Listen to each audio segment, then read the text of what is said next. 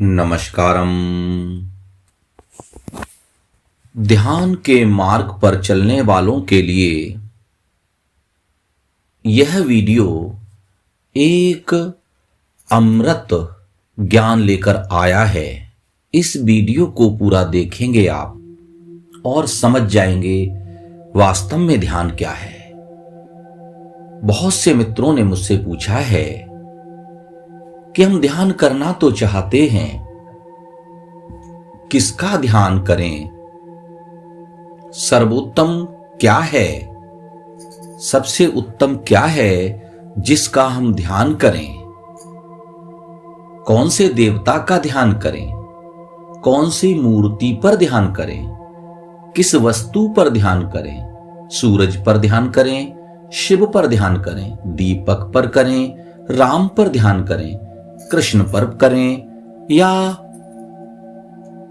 कैसे करें, किसका ध्यान करें, किसका चित्र सम्मुख लगाएं। इस प्रकार के बहुत से प्रश्न बहुत से जिज्ञासुओं के मन में उठते हैं। यदि ऐसा ही कोई प्रश्न आपके मन में भी उठता है तो प्लीज इस वीडियो में आखिर तक बने रहें और समझें कि आप ध्यान को समझ ही नहीं रहे थे अब तक। आज बिल्कुल आज और अब भी आप ध्यान को समझ जाएंगे।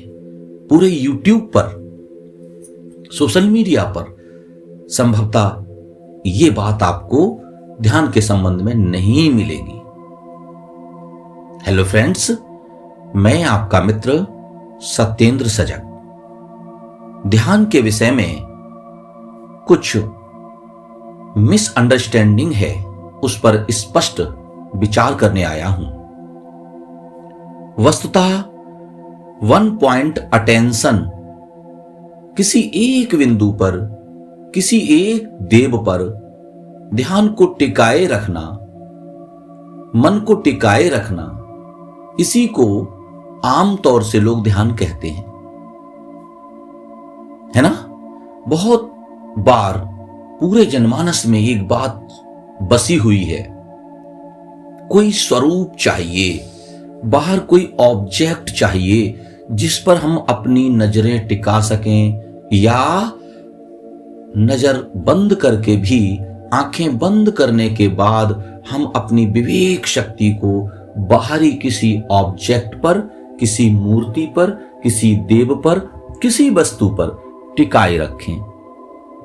इसको सामान्यतः जन ध्यान समझते हैं। हां, ध्यान का ये एक कदम पहले की स्थिति है, ये ध्यान नहीं है। बहुत से संतों ने भारतीय जनमानस में इस प्रकार की धारणा बनाई, इसी प्रकार की धारणा पर टिके रहे। वो भी यहीं टिके रहे और अपने भक्तों को भी उन्होंने यहीं जमाए रखा। बहुत संत हुए हैं भारत में इसी परंपरा के, जिन्होंने धारणा को ही ध्यान कहा। यह धारणा है, one point attention is concentration. यह एकाग्रता है, वन पॉइंट पर अटेंशन करना। What objectless concentration is meditation. ध्यान में ऑब्जेक्टलेस कंसंट्रेशन है, कोई बाह्य वस्तु नहीं चाहिए। इवन ईश्वर की प्रतिमा भी। अष्टांगिक योग में महर्षि पतंजलि ने जो योग के 8 आयाम स्पष्ट किए हैं, यम, नियम, आसन, प्राणायाम, ये आप सब जानते ही होंगे। इन 4 से आगे उन्होंने प्रत्याहार, धारणा, ध्यान, समाधि, तो इन पर हम हल्की सी चर्चा करते हैं। इन सभी अष्टांगिक योग की प्रत्येक अंग को समझने के लिए हमें अलग से वीडियो लानी होगी, बहुत विस्तृत है ये, लेकिन फिलहाल हम समझते हैं प्रत्याहार क्या है।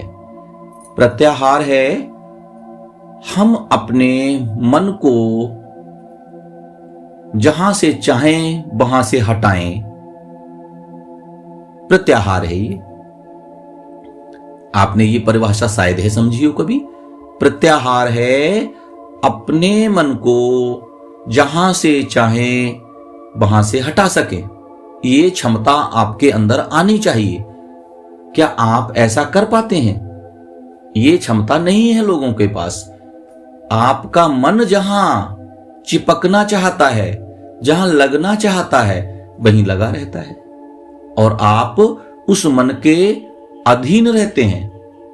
मन आपका मालिक हो जाता है, आप मन के दास हो जाते हैं। आप अपने मन को वहां नहीं ले जा पाते जहां आपको उसको ले जाना था। जहां वास्तव में मन को टिकाना था, वहां टिकता ही नहीं।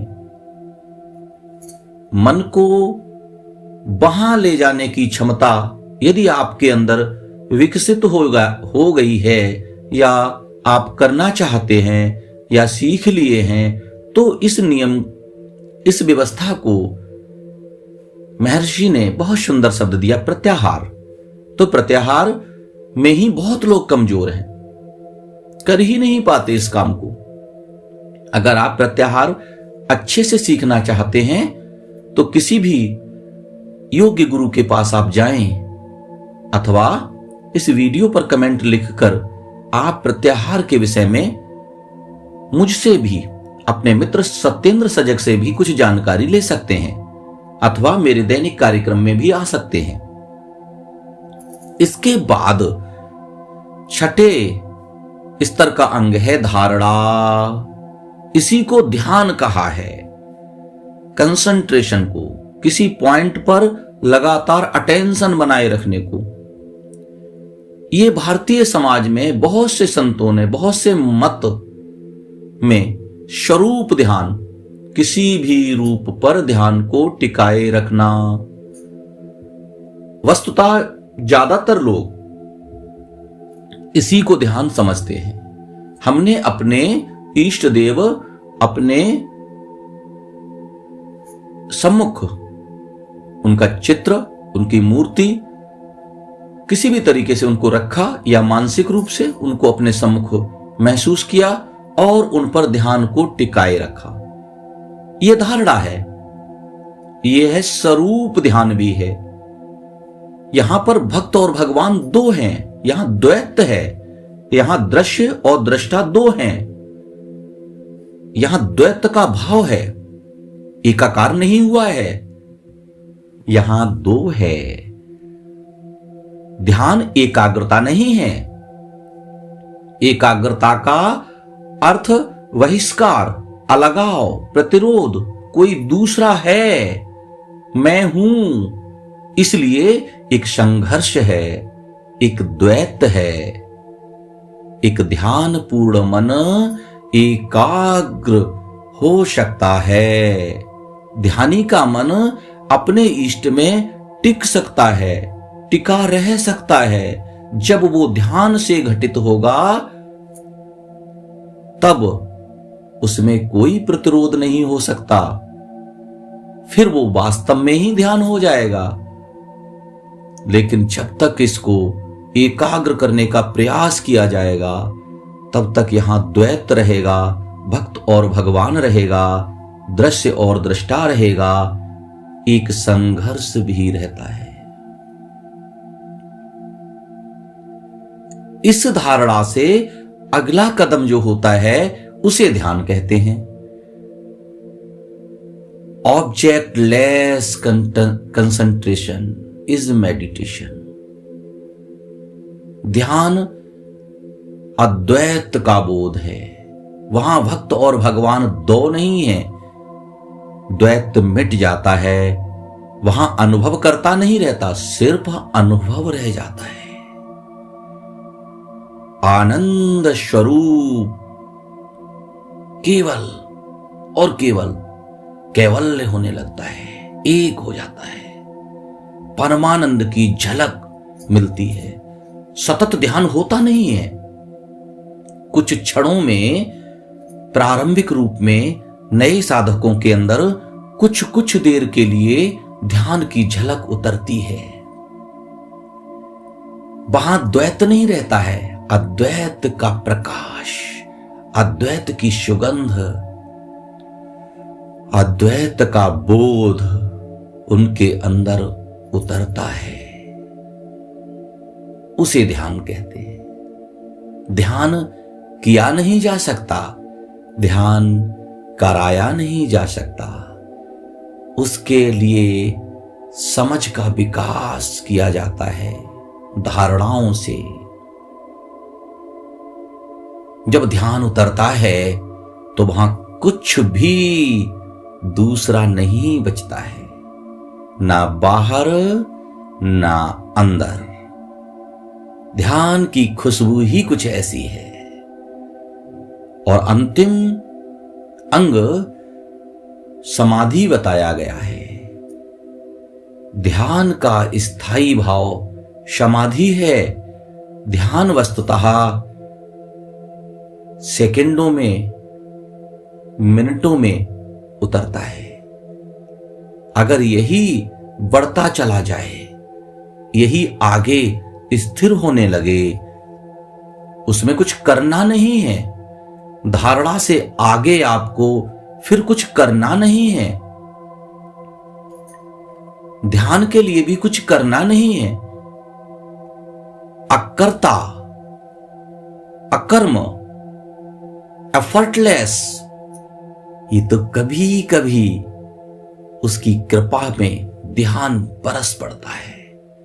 और वही बरसता हुआ ध्यान जब स्थायी हो जाता है तो समाधि का सुख मिलता है। मैं समझता हूं ध्यान की इस अवस्था को आप समझ पा रहे होंगे। अगर कोई डाउट है तो प्लीज कमेंट करें और ध्यान के मार्ग पर आगे बढ़ें। ओम